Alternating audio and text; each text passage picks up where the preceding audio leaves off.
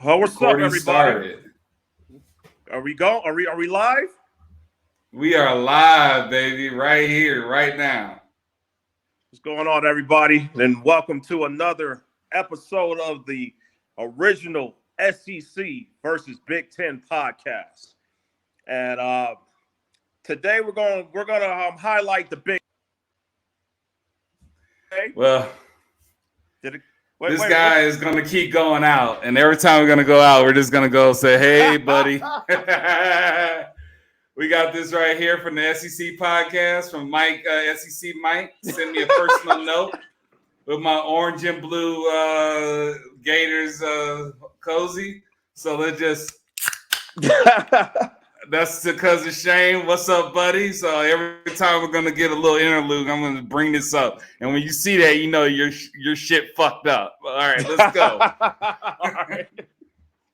Well, you know, we got a couple things to tackle today, and we're gonna we're gonna talk about if our boy at the school in Ohio can survive 3 straight losses against Michigan. You know, who is the favorite? Who's the actual favorite to come out the Big Ten? But we also do want to talk about some of the new coaches that came in. You know, how we think they're going to fare this year, and we want to touch on the controversy of Northwestern and the state of their program. So we're going to knock that out right now. We've heard a few names in regards to Northwestern, who's linked to it, and a lot of people got excited because they were mentioning the wide receiver. Brian Hartline. Yeah, the wide receiver. Brian Hartline. That's who we want. Hey, it seems like a lot of people want him gone, right? Exactly. you know, for when you're dealing with that type of turnover in a program, you're thinking about the student athletes that committed to go to that program, guys that have been there for 3, 4, 5 years, some maybe 6, you know, with the COVID year. It's a lot to deal with, man. Seems like they've been dealing with what they've been dealing with the whole time they were there. But how can they possibly salvage the season, in your opinion, man? I mean, it's like you got a new coach, got a new coacher. Everything's foreign at this point. How do you feel? How do you think they're going to perform this year on the field? Is it safe to say that we shouldn't expect anything from them? Or should we just be like, oh, well, Northwestern, they're going to sneak up on people again? What do you think, Ron? I don't know how they're going to sneak up on anyone. They're practically Penn State Junior right now. You know, So, you know, we have this situation here where Northwestern has high academics. They're on the level of Stanford, Harvard, Vanderbilt of the Power Five. Rice, yeah. So they're prestigious right on the north side of Chicago, where UIC is. But, you know, this is going to be a big blow, man. This is the big blow, as well as, you know, we're going to hit on Minnesota later, but he's an excellent coach. Fitzgerald was an excellent coach, and seems like there's questionable choices of what goes on in the Midwest. They're fruity on the booty, as they say, and God damn it, you know, I'm not expecting much out of them. I think they'll be lucky they win 7 games. And if you want to look for who reminds you of a situation that's looking this bad this early, I would think you have to look towards do they have a coach on the staff that could be like a Cadillac Williams, somebody that's really connected to the program, who's interested in the program doing well, interested in investing into the kids that are investing into the program. And so if that can happen, they can surprise some folks. But I'm really interested in seeing what's going to happen in Nebraska. I think Nebraska could shock some heads this year.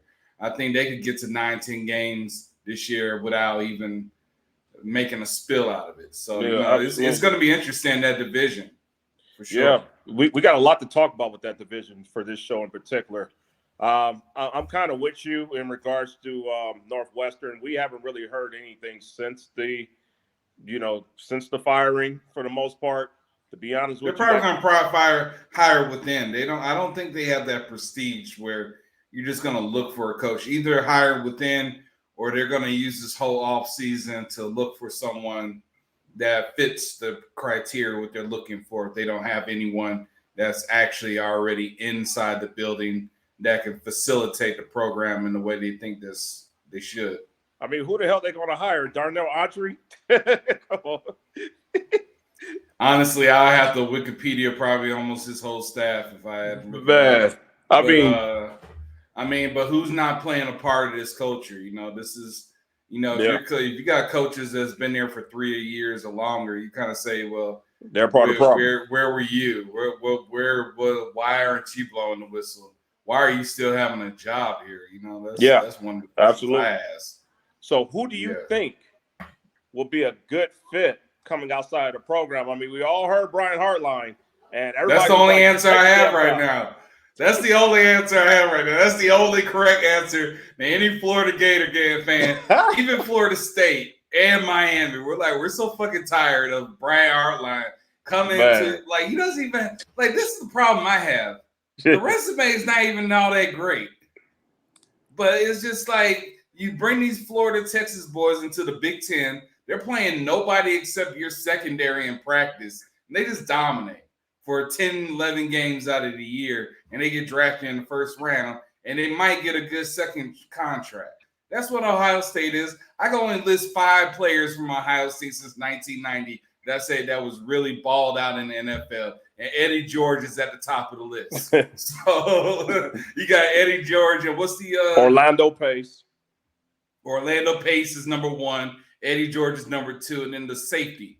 What's the safety name that's been there for years for the Eagles, Saints? You talking Antoine Winfield? No, I'm talking about their safety. He's been there for he probably just got out the league. He was playing under the coach before. Oh, you talking about Jenkins? Yes, Malcolm Jenkins. Yeah. That dude was a baller. Yeah. He was a baller. He played his right. So wasn't he 2002 national champion? He might have been on that team. Yeah. But this is the thing. It's like that's 3 players, bro. Got the resume for kids that are in current recruiting classes. So they see it. So if you see it, that's gold right now. You can't, the proof is in the pudding now. It does seem like South Florida kids are more of a prisoner at the moment. And so I think that's going to work out well for us because prisoner in the moment or prisoner in the back?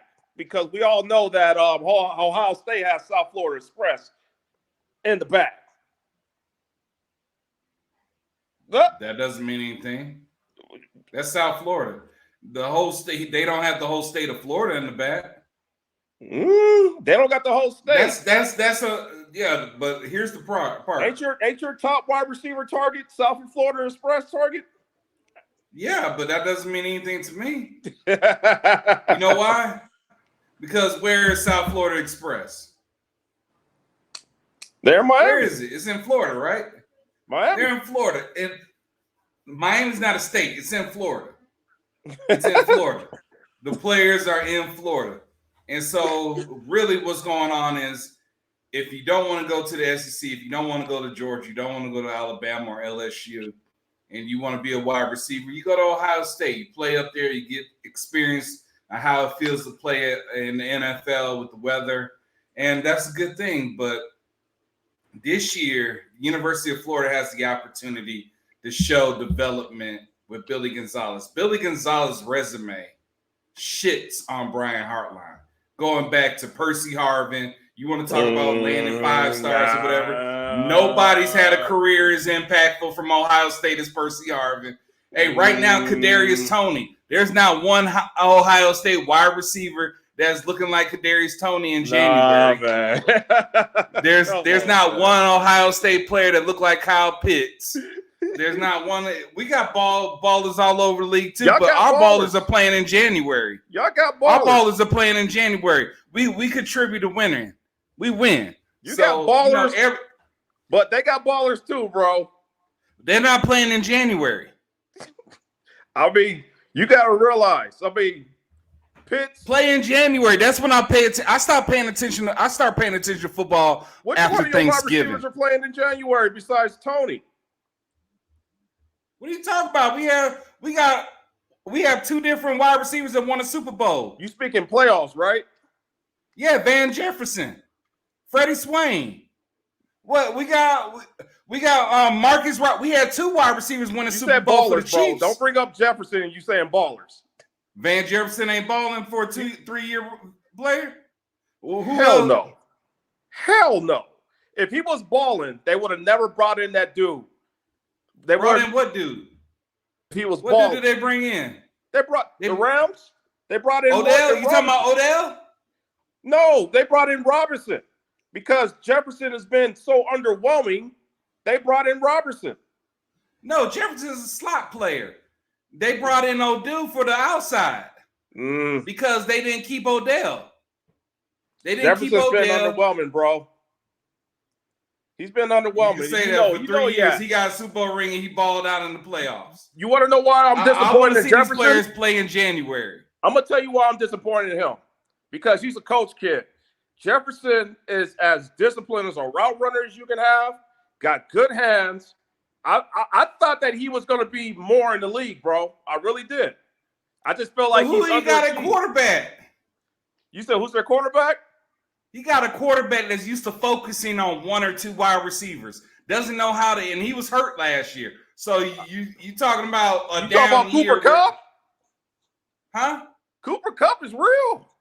Yeah, but that's what I'm saying. Matthew Stafford has a history since Georgia that he focuses on one wide receiver. He doesn't like from AJ Green to Megatron to Cooper Kupp.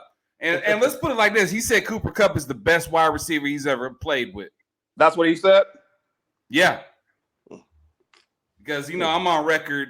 The viewers might not know, but I'm on record in many of places, especially on the Swamp 24/7 board, is saying that I'd rather take Julian Edelman's career on my team winning championships than having Megatron on my team winning nothing. See, now we're getting off topic. All right. Let's get back. So get back. So the pressure now on the Big Ten. You got Minnesota and Northwestern doing what they're doing, right? So they're both like out of the shitter. They're in the shithole. You're not gonna expect anything from them. No. Wisconsin just fired a coach. They just upgraded. Fickle is, in my opinion, that's the coach of the conference right now. That's the coach of the conference. Coach.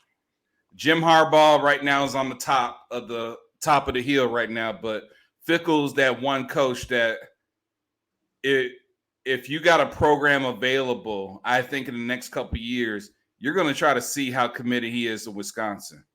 I'm going to piggyback off of that because we have a discussion in regards to the two top schools in the conference. And I'm going to ask you a question about that. Who are the two top schools in the conference? I think Penn State said they're one of the top schools in the conference. Well, and we're going to pick that up. We're going to get to that for sure. But it's not a given who the top. Nobody's won a national championship in the last 7-8 years out of that conference. So we and the last coach to win a national championship, both of them, they both left Ohio State. They go. So they're gone. So if we're talking about the new coaches in the conference,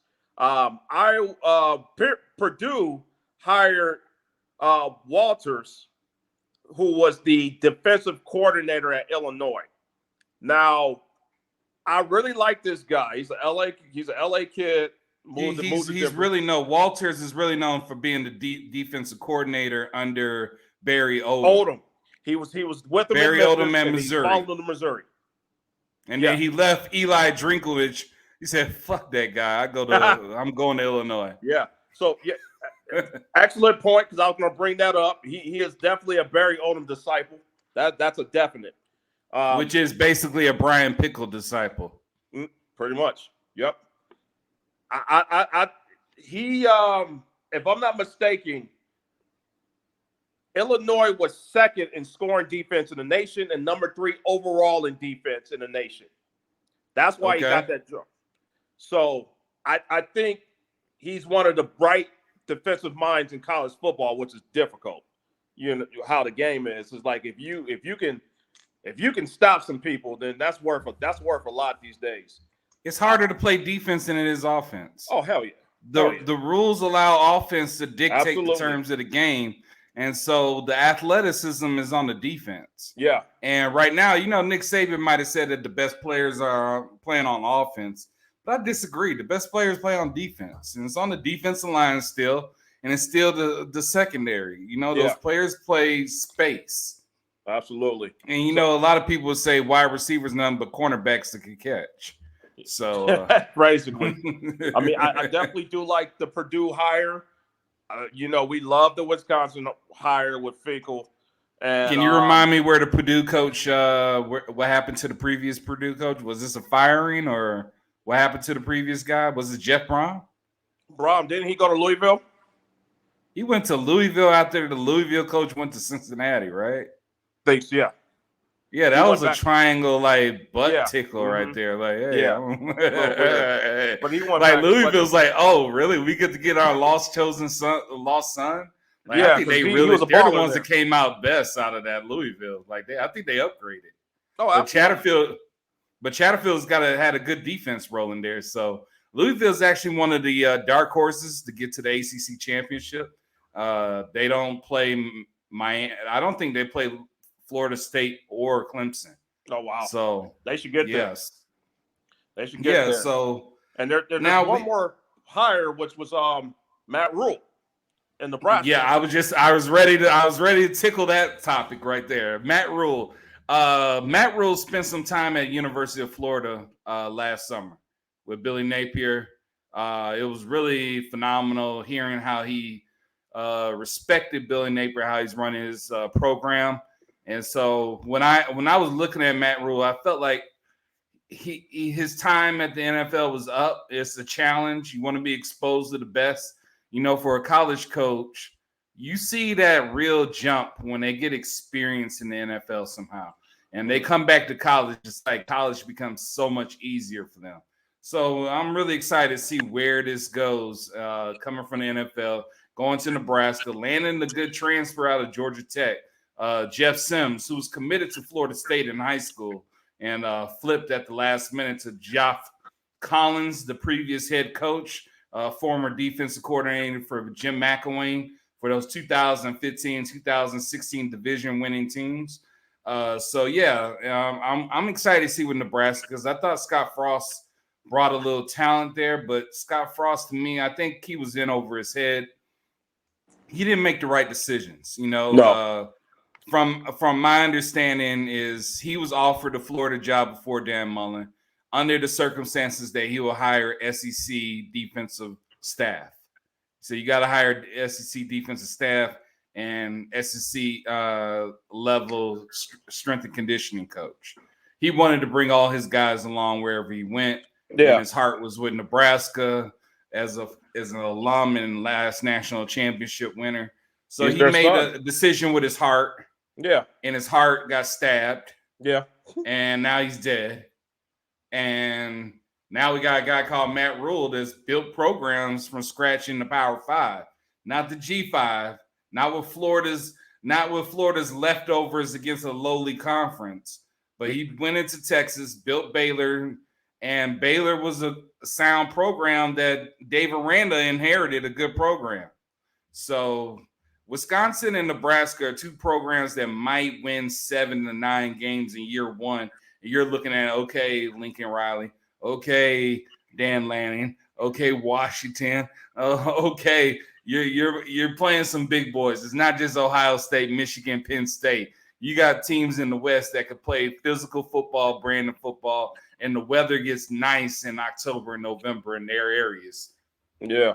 So, I mean, based off of that, we feel like they should, like you said, they should do well their first year. And then year number 2, we should start really seeing, the stamp on their program with the culture. So, right.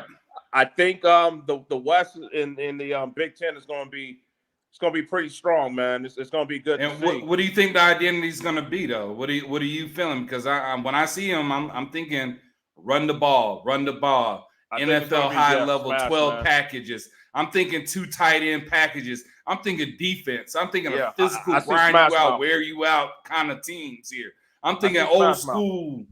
I think Big Ten is going to be finally interesting to watch again. Because, I see Smash Mouth for sure with both programs, man, especially Nebraska. And we're recording right now. I don't think you can see it, but I have underneath the original SEC podcast, it says define super versus mega. And, Greg Sankey, and here's my tablet here. Greg Sankey says that SEC is already a super conference. Like, before there's a Texas, Oklahoma, we are already a super conference. And so I wanted to go ahead and look into this because I did it on my phone, but I want to go ahead and do it on here. But there's a big differentiation between super versus mega. And I'm going to make an argument before we get into this point.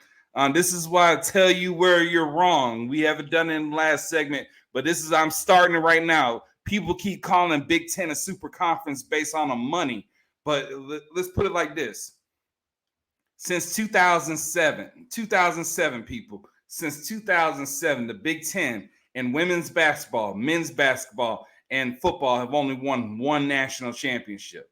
That's less than the ACC. That's less than the Big 12. I don't want to hear super conference when you're not able to win against the big boys. The SEC has beaten down every Big Ten champion they played except for 2014, where Ohio State went into a game with a third-string quarterback and no one had film on them. So they had one of the luckiest breaks to be the SEC champion.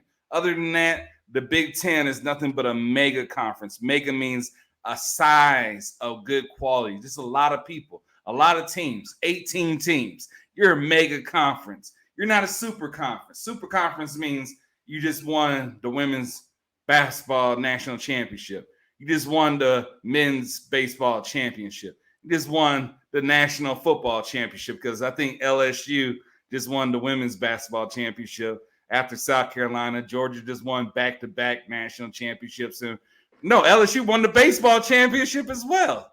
Yep. Like LSU is a basketball national championship in men's away from doing what only Florida has done since segregation has ended, is win a national championship in baseball, basketball, and football in all men's sports. And LSU is the closest one to do it right now. I think they're the only team that can do it.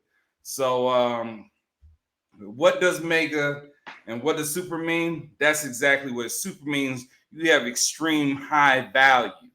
And what we say is we go back before 2007. Let's go back to 1990.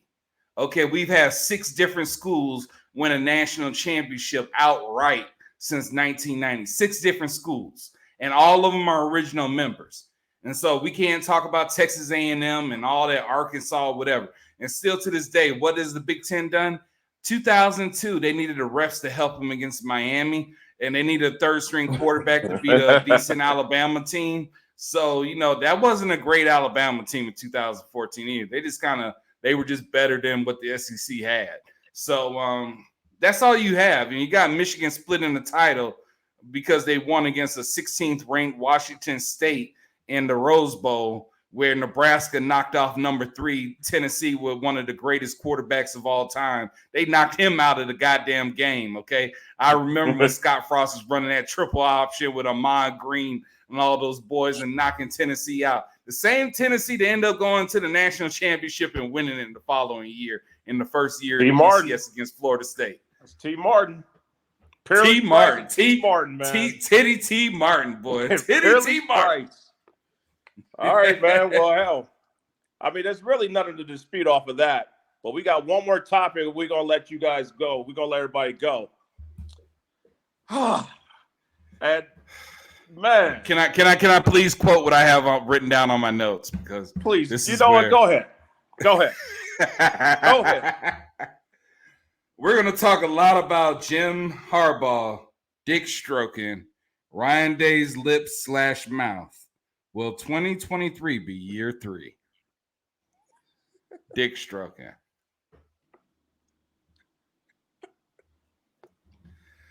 Jim has a lot of experience in that because Urban Meyer used to walk to the house with no underwear on. Like, he was making bets like, I would cash this shit out on you. Like, Harbaugh said, I waited all year to bust this damn nut in your face. I went all year. Because, one thing about Urban Meyer is if you study his history, Urban Meyer is Urban Meyer because of rivalry games. He dominates rivalry games. At University of Florida, he did not lose to Florida State. He lost one game to Georgia.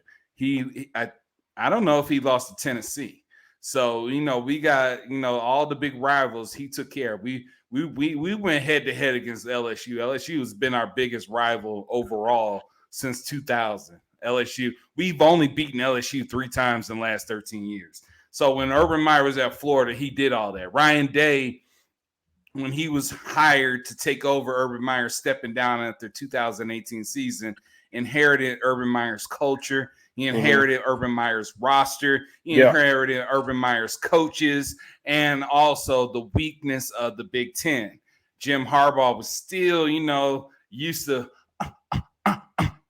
and a couple times, Ryan Day came in like, pretending to be, we could have did a South Park episode on Ryan Day. He came in looking like Urban Meyer. Like, I'm Urban Meyer. I'm Urban Meyer. I have Urban Meyer's talent. Beat Urban Meyer. He beat Jim Harbaugh in 2019 and 2020 with Justin Fields. And then when Justin Fields goes to the NFL, so does a lot of the rest of Urban Meyer's recruits. And so since then, 2021 and 2022, Jim Harbaugh has been taking his pants down, unzipping his pants, dropping his underwear, and says, I've been waiting 7 years. 7 years.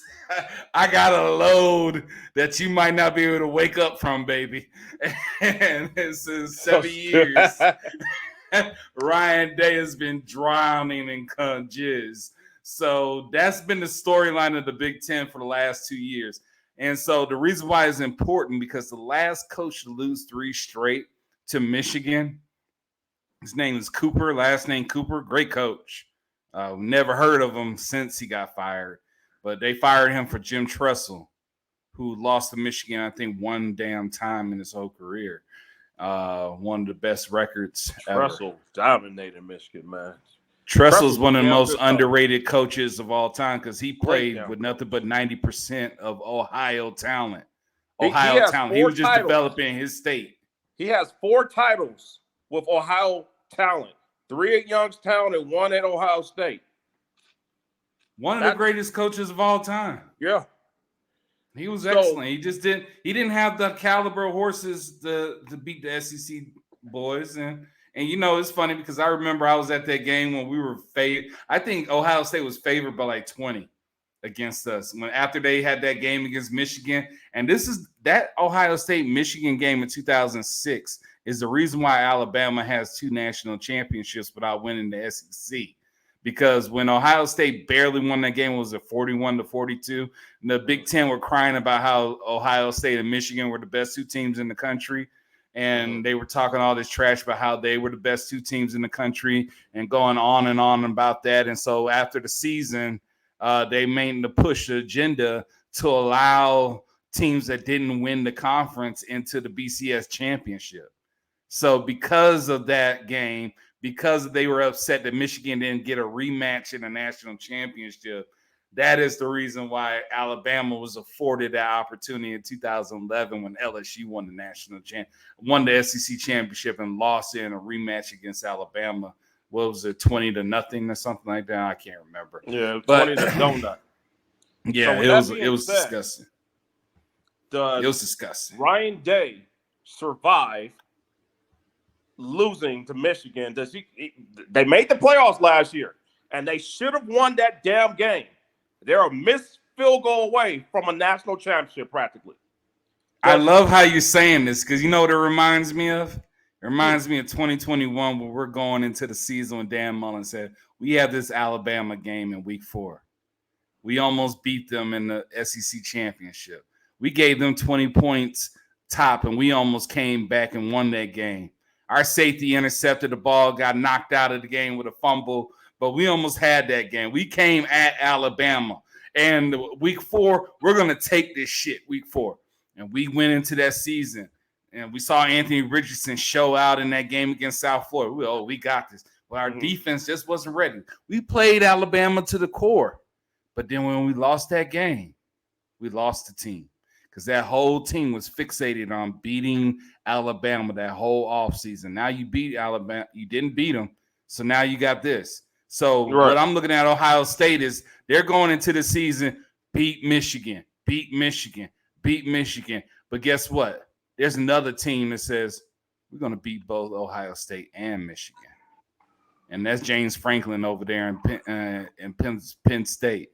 He's like, I remember 2017, 2016, I got that dick stroke in me one time, and I'm coming for it. So, hey, I'm joining in on the Josh Pate train station. Huh? Is Penn State your favorite to win the Big Ten championship? No, Michigan's my favorite to win the Big Ten. I have Penn State as my second favorite. I have Ohio State losing 3 games this year. Notre Dame, Penn State, and Michigan. So back to the question. Ryan Day gets fired after Michigan game. Oh, shit. You won't set it. Ain't that I've been saying my claim to fame is 2017. After Jimbo Fisher. This is right after Clemson finally beats Alabama for the national championship. Jimbo Fisher's last year with Florida State at ACC Media Days. He said that the ACC is the best conference in the world because they won a national championship over Auburn and Clemson won over Alabama. And so I went on the Paul Feinbaum show and I said, bruh, Jimbo Fisher is the most overrated coach in college football. And he called me an idiot, hung up on me, disconnected me. He called you 5 years later. Too. Huh? You and Feinbaum, you like him calling you an idiot because he did it last year too. Yeah, because when he does it, I kind of look like a genius later on, and then I could just stroke his balls like, hey, Paul. He was right last year. What was he right about last year? You said that y'all was going to do better than what they said you were going to do. He said you were an idiot. No, we did do better. Didn't they have you finishing like 6th or 7th in the conference last year?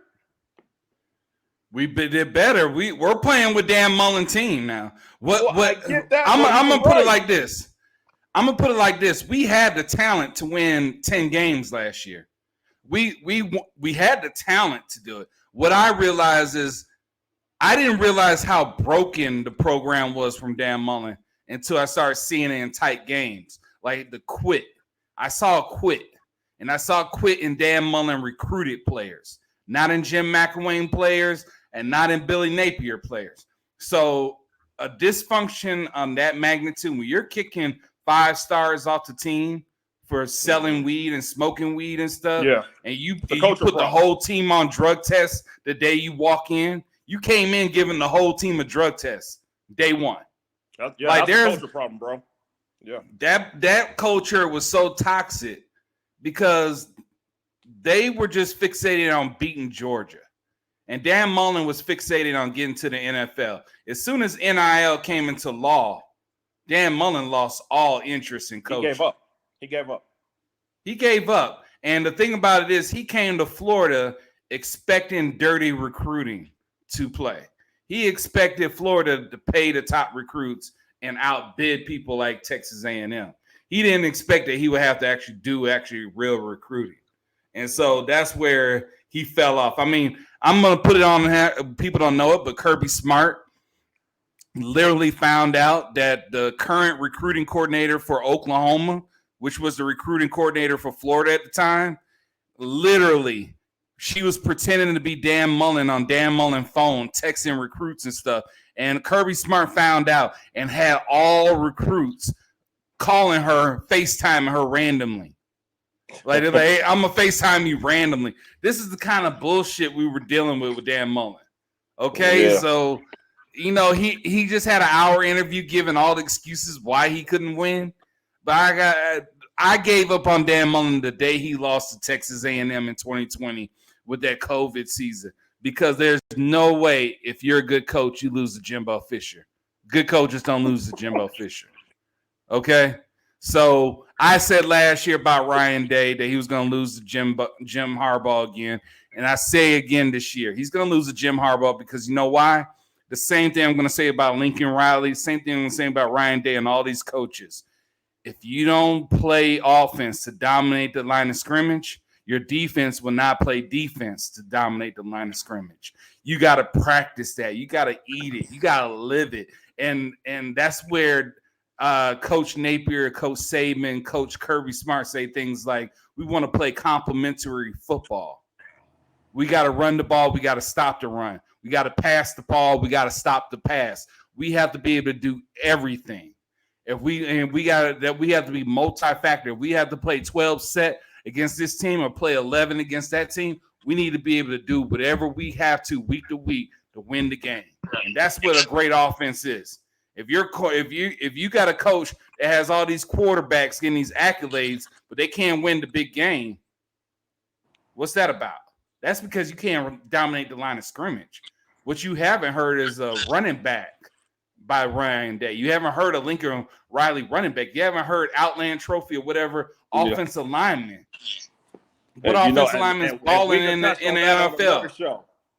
But now, that's what we're heading towards. This is the season now. We're in training camp, baby. So we got a lot to talk about.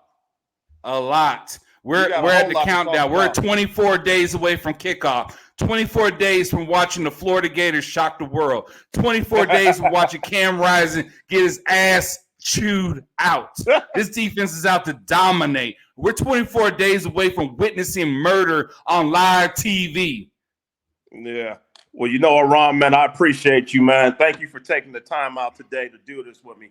And we're going to get back at it next. And I don't know. We could do it again in a couple of days. Well, man, I appreciate you did good for most of the show. You did good for most of the show. But I'm just going to say shout out to Michael Bratton, cousin Shane, SEC Podcast. I'm looking forward to having Shane on the show soon, networking with the guys soon. But all the way in Tennessee to here to California, wanted to say thank you for the koozie. Thank you for the personal note.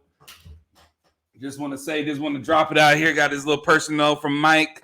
Thanks for the support. So I just really appreciate the love and everything because we're all about communicating and supporting one another on these networks. And from Ron from Oakland, Robert Lamar, we're going to sign out. You have yourself a great day, and thanks for supporting our show. Right on.